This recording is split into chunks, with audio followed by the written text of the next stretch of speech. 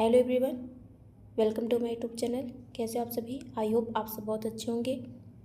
इस वीडियो में हम बाल मनोविज्ञान सीडीपी के महत्वपूर्ण प्रश्नों को देखेंगे। ये सभी प्रश्न यूपी टेट परीक्षा के लिए मोस्ट इम्पॉर्टेंट है, तो आप पूरा वीडियो बहुत ध्यान से देखें और वीडियो को अंत तक जरूर देखें। चलिए शुरू करते हैं। प्रश्न संख्या 1, अधिगम स्थानांतरण के समरूप तत्वों का सिद्धांत किसने दिया? हिलगार्ड, थॉर्नडाइक, चार्ल्स जूड, गुथरी। तो इसका सही आंसर हो जाएगा option number second, Thorndike. Thorndike ने अधिगम स्थानांतरण के समरूप तत्वों का सिद्धांत दिया। थॉर्नडाइक ने बोला कि अगर दो परिस्थितियां समान हैं तो अधिगम स्थानांतरण ज़्यादा होगा। यदि आप साइकिल चला के स्कूटी सीख रहे हैं तो अधिगम स्थानांतरण ज़्यादा होगा। यदि आप साइकिल चला के फोर व्हीलर सीख रहे हैं तो अधिगम स्थानांतरण कम होगा। यानी परिस्थितियां समान रहेंगी, समरूप तत्व रहेंगे तो अधिगम स्थानांतरण ज़्यादा होगा। चार्ल्स जूड ने अधिगम स्थानांतरण का सामान्यीकरण का सिद्धांत दिया। कौन सा? सामान्यीकरण का सिद्धांत। चलते हैं अगले क्वेश्चन पे।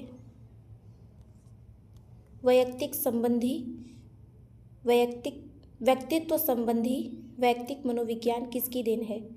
स्प्रेंगर की, सेल्डन की, एडलर की, कार्ल यूंग की। तो इसका सही आंसर हो जाएगा option number third, Adler. Adler वैयक्तिक मनोविज्ञान के जनक माने जाते हैं। स्प्रेंगर ने व्यक्तित्व के प्रकार बताए। कितने प्रकार? सामाजिक सांस्कृतिक मूल्यों के आधार पर 6 प्रकार बताए स्प्रेंगर ने। एडलर, कार्ल यूंग ने 3 प्रकार बताए, अंतर्मुखी, बहिर्मुखी और उभयमुखी। सेल्डन ने शारीरिक संरचना के आधार पर 3 प्रकार बताए, एंडोमॉर्फिक, मेसोमॉर्फिक और एक्टोमॉर्फिक। तो इसका सही आंसर हो गया ऑप्शन नंबर थर्ड। चलते हैं अगले क्वेश्चन पर। बुद्धि की संरचना का सिद्धांत किसने दिया? Cattell, Guilford, Gardner, Spearman.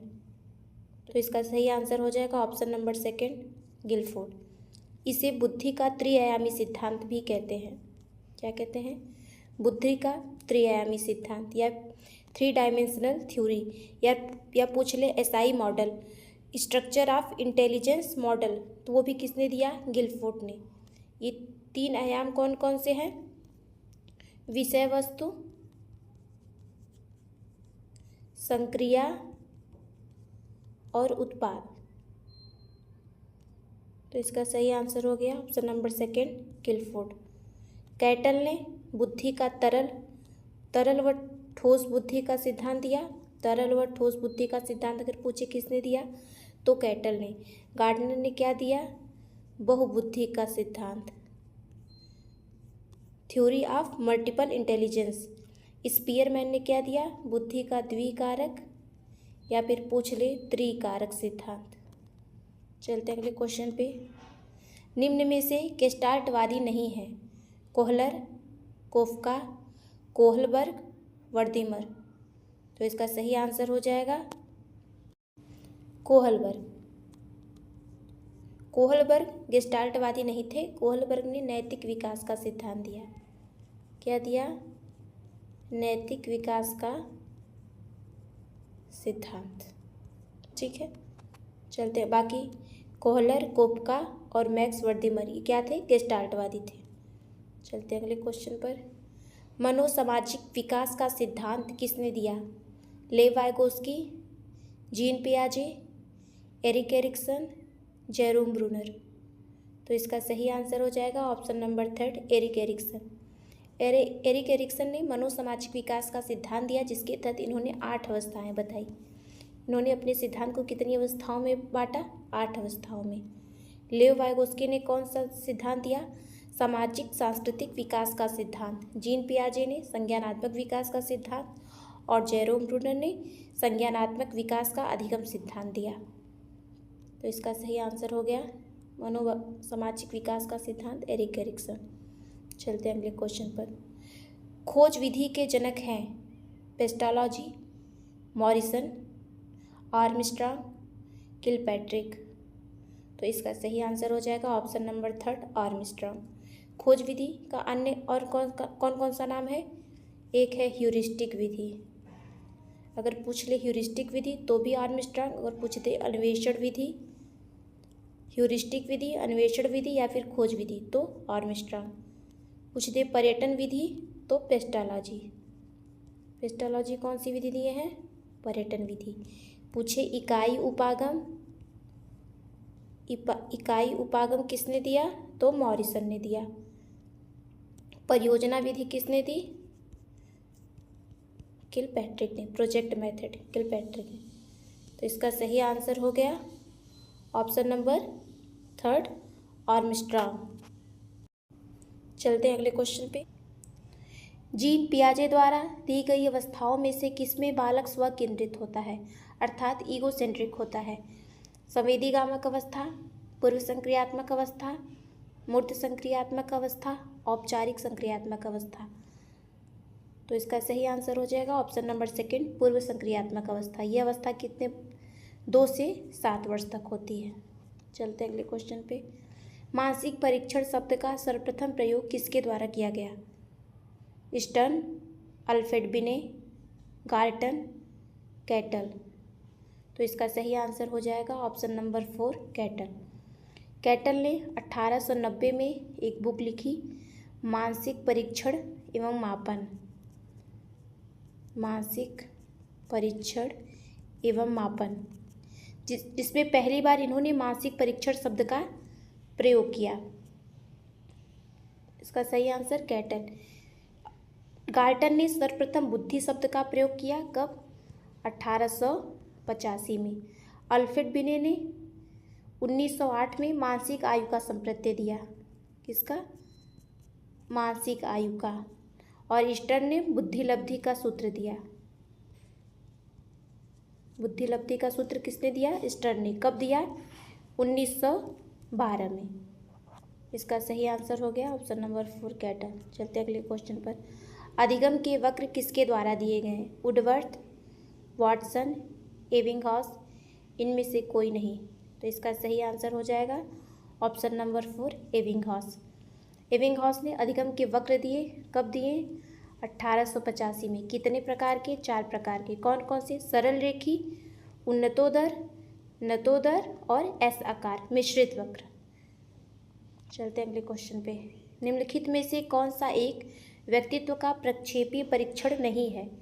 प्रासंगिक अंतर्बोध परीक्षण, शब्द साहचर्य परीक्षण, अलेक्जेंडर पास एलांग परीक्षण, ड्रा ए पर्सन परीक्षण। तो इसका सही आंसर हो जाएगा ऑप्शन नंबर 3 अलेक्जेंडर पास एलांग परीक्षण।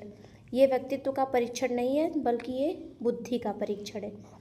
बाकी प्रासंगिक अंतर्बोध परीक्षण, शब्द साहचर्य परीक्षण, ड्रा ए पर्सन परीक्षण, CAT परीक्षण, IBT परीक्षण, इंक ब्लॉक टेस्ट, ये सब क्या है? व्यक्तित्व की प्रक्षेपण विधियां हैं, प्रक्षेपीय परीक्षण की विधियां हैं। तो इसका सही आंसर हो गया अलेक्जेंडर पास एलांग परीक्षण। ये बुद्धि का परीक्षण है। चलते अगले क्वेश्चन पर। संबंधवाद का सिद्धांत किसने दिया? Pavlov, Skinner, Thorndike, Albert Bandura.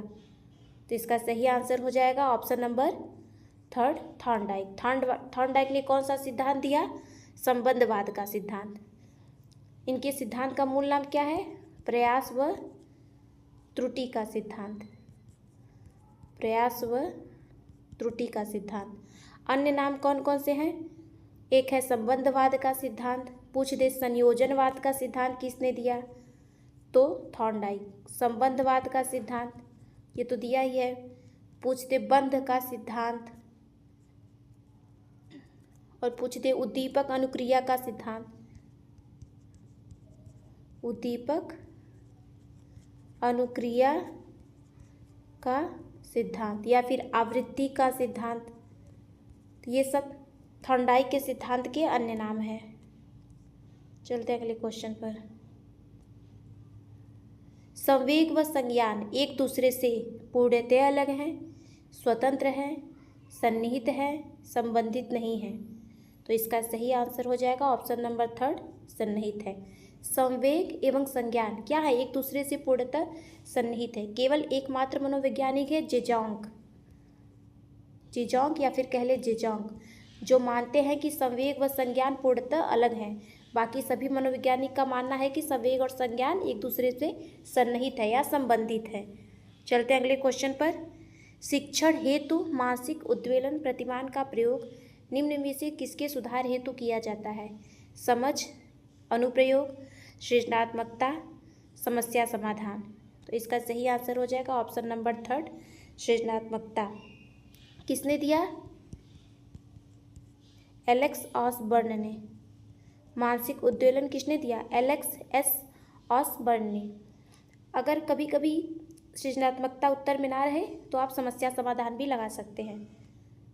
इसका सही आंसर हो गया ऑप्शन नंबर 3। चलते अगले क्वेश्चन पे। बीएफ स्किनर के अनुसार बच्चों में भाषा का विकास होता है परिपक्वता के फलस्वरूप, जन्मजात क्षमताओं के फलस्वरूप, अनुकरण एवं प्रबलन के फलस्वरूप, अभ्यास एवं प्रशिक्षण के फलस्वरूप।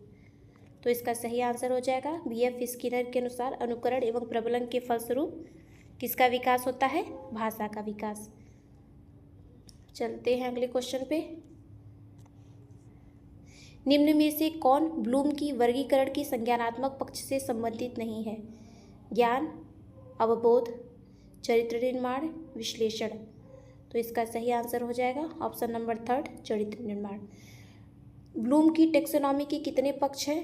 3 पक्ष। एक संज्ञानात्मक, एक क्रियात्मक, एक मनोगत्यात्मक। तो जो संज्ञानात्मक पक्ष है उसके छह चरण हैं, जिसमें से है ज्ञान, अवबोध, अनुप्रयोग, विश्लेषण, संश्लेषण और मूल्यांकन। तो चरित्र निर्माण इसका भाग नहीं है। तो इस वीडियो में हमने बाल मनोविज्ञान के 15 महत्वपूर्ण प्रश्नों को देखा। आई होप आप लोग को वीडियो पसंद आया होगा। वीडियो पसंद आए तो वीडियो को लाइक और शेयर करना ना भूलें, साथ ही साथ चैनल को भी सब्सक्राइब कर लें। मिलते हैं नेक्स्ट वीडियो में।